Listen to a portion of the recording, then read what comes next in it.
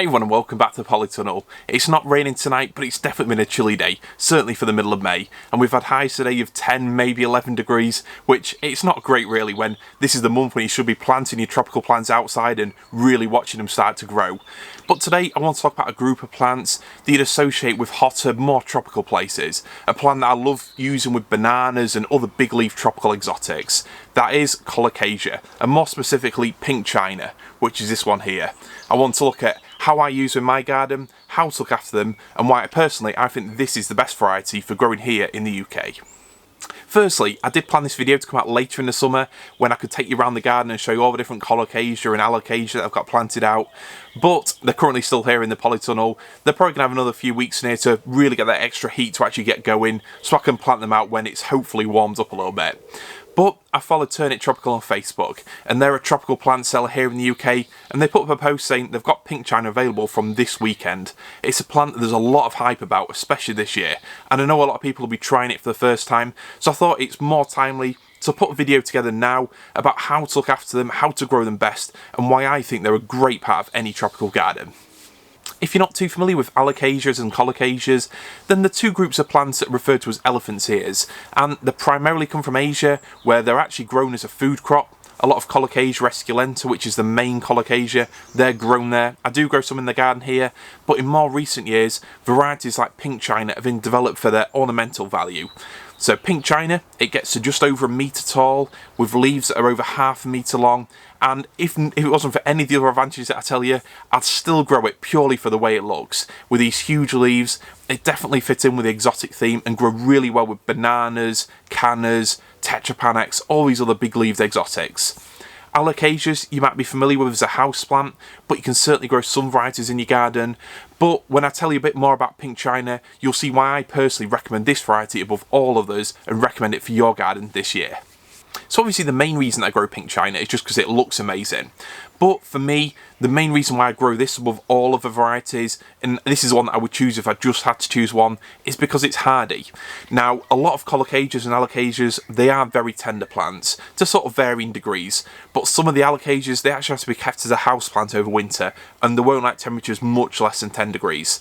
So at the other end of the scale, we've got Pink China, which is one of a few varieties, maybe even two varieties, that can actually survive outside all winter. So I just think it's incredible that a plant with these massive, great big exotic leaves, obviously not this one, it's just a baby, but they soon get big. A plant with these huge leaves over half a metre long that would fit in perfectly in a jungle setting, it can actually survive our UK winters, but they can. You can leave them in the ground and do absolutely nothing. Obviously the frost will wipe them out in sort of November time, maybe October if you're unlucky, but in late spring they will come back. So this year, mine haven't come through yet, but I've not lost the faith. I think it's purely because we've had such a cold spring. There hasn't been that consistent warmth to get them going. But you could say the same for a lot of plants, and even our native trees have leafed up maybe a month later this year. So I think it's perfectly normal that things are going to be definitely a few weeks behind. But what I do, I actually planted some of these out last autumn and I've left them in the ground. I actually put a bit of manure over them in winter, but that was more to improve the soil than to actually provide any protection. And what I've also done is dug up a few smaller plants, brought them into the polytunnel. It's basically an insurance policy. I'm pretty sure there was no need to do that. And what you find is that some in the polytunnel or greenhouse will get started a bit earlier than the ones that are outside. But in reality, they're a tough, hardy plant. So if you're looking for something with that Colocasia look, with the big leaves, that you don't have to worry about in winter, but you don't need to have space for inside, then that's a great reason why you should be looking at Pink China. Another reason why I like Pink China is that it's reliable, not just at surviving through winter, but also growing in summer. So if you've tried other Colocasias and Alocasias, you might have found, especially if you buy them dry as corms or tubers, personally I recommend buying them as small plants from places like Turn It Tropical, because that way someone's actually got it growing and it's a lot easier to keep it growing. But they need high temperatures to actually get them going in the first place if you do buy them dry, and to actually produce the big leaves they need a lot of summer heat. So personally I've grown quite a few varieties over the past few years, and I've grown the Thai Giant and all the other ones like Jack's Giant that are supposed to get absolutely massive. And I think in places like Central America, where they do get very cold winters, but then they can dig the plants up, store them, put them out in spring, and then they get consistently high temperatures in the summer with really high humidity, they can grow really well. But here in the UK, where we are a lot more mild, and we might see a handful of days above 30 degrees, where they get weeks and weeks of that, they don't grow as well. And ultimately, a lot of these do come from countries, and certainly some like Thailand giant and Laos giant, they come from areas where consistently they might have temperatures above 30 degrees even at night. So we can't really replicate that. And they might seem like quite a fussy slow plant here. Whereas Pink China, it seems to grow really well and reliably every single year. And that small plant, if you get one this size this year, it'll get to a good plant this year, later on by the end of summer, and next year it'll be an even bigger clump. They're just a really reliable doer, which I think is important, because you can, and I know I have, you can spend a lot of money trying to get really unusual varieties. There's a lot with black leaves with all kinds of patterns in them. I mean, they're absolutely great, don't get me wrong, and they look fantastic in pots on a patio or mixed in with the bananas and everything. But if you're trying to grow a plant for its pure sort of visual appeal, then I think the best one is a reliable one that you know is going to grow well and doesn't rely on us suddenly having a sort of Thailand-style summer to actually produce those big leaves. Maybe grow a lot of house plants like the Alocasia and all kinds of other tropical foliage plants. There's so many you can get these days.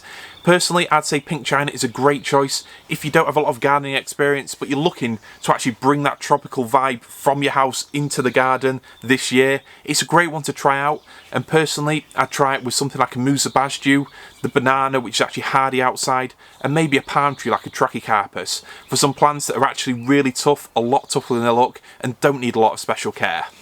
Before I move on to some more general growing and care tips, another amazing thing about Pink China is how well it multiplies.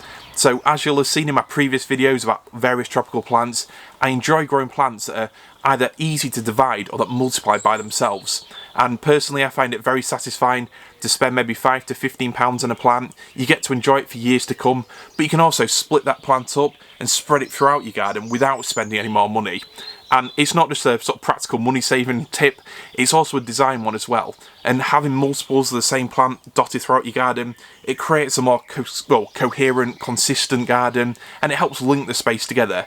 Whereas if you plant every single plant under the sun, yes, it can look amazing, but sometimes if you don't get it quite right, it just loses that overall impact. So Pink China is absolutely great for that.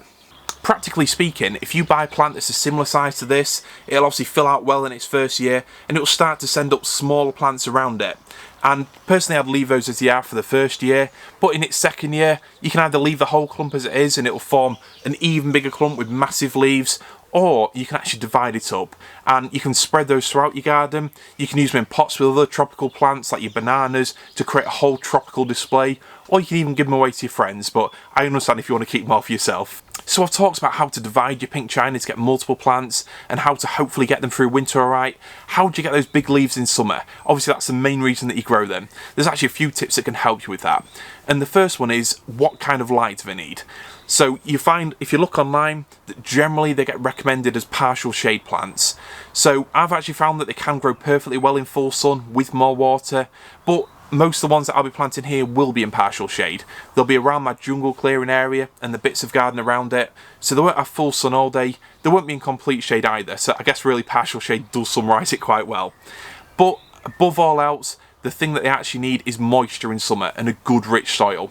I think they can cope well with our UK sun. At the end of the day, UK full sun isn't the same as full sun close to the equator, especially this year, but whatever sort of light that you give them, the main thing they'll need to actually get going is a moist, fertile soil.